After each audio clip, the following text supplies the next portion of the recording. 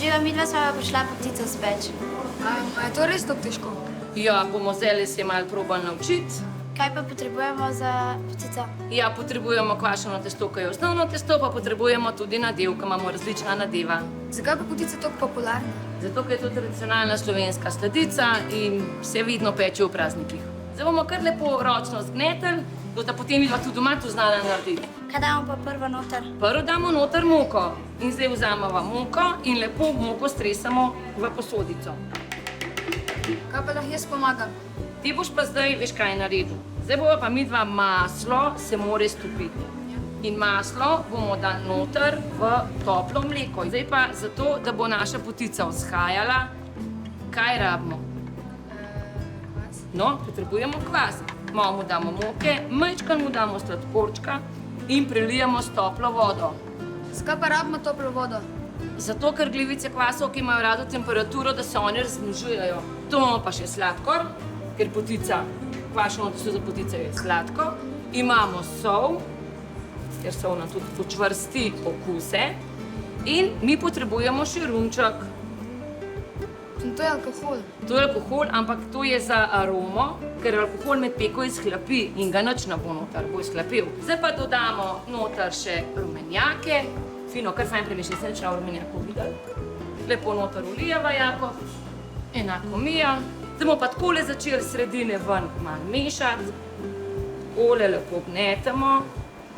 In ko imamo majčken, pa dodamo kvas. Sve je trdo pa lepljivo. Ja, to je vedno bolj trdo, zato ker dodajamo moko. Lahko to, kar se mi na prst vrem, poližem ali...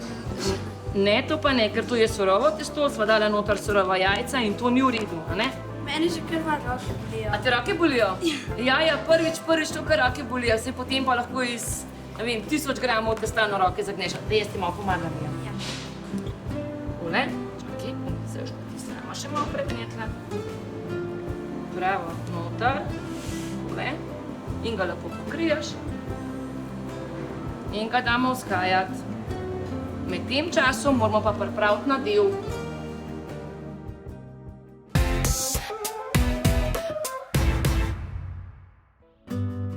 A bomo mi zdaj pogledali, kaj s tvojim testom? Ja. Dajva pogledati. Bravo, ta je že prav, to bomo zdaj že začeli potičko delati. Kakšen nadev bomo pri nas naredili? Danes bomo pa naredili orehov nadev. Omenili, da smo prebrali, zmleli orehe. Potrebujemo še maslo, potrebujemo sladkor, majčkeno damo tudi medu noter, smo ga dali že v mleko. Potrebujemo jajca, rum, vanilij in limonino lupino. Kaj pa je to? To so pa arome, to je pa vanilij sladkor, cimet in limonina lupinca. Zdaj pa še dodala maslo noter, takole, lepo premešaj. In potem so nam ostale samo še jajca. In nadev damo lepo gor na testo, potem ga bomo pa zvaljali kar s kuhovnico, te bom jaz malo parila.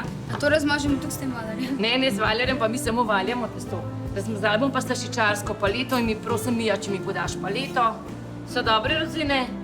Samo da nam to vse pojedla, pa nam za potico nič več ostalo.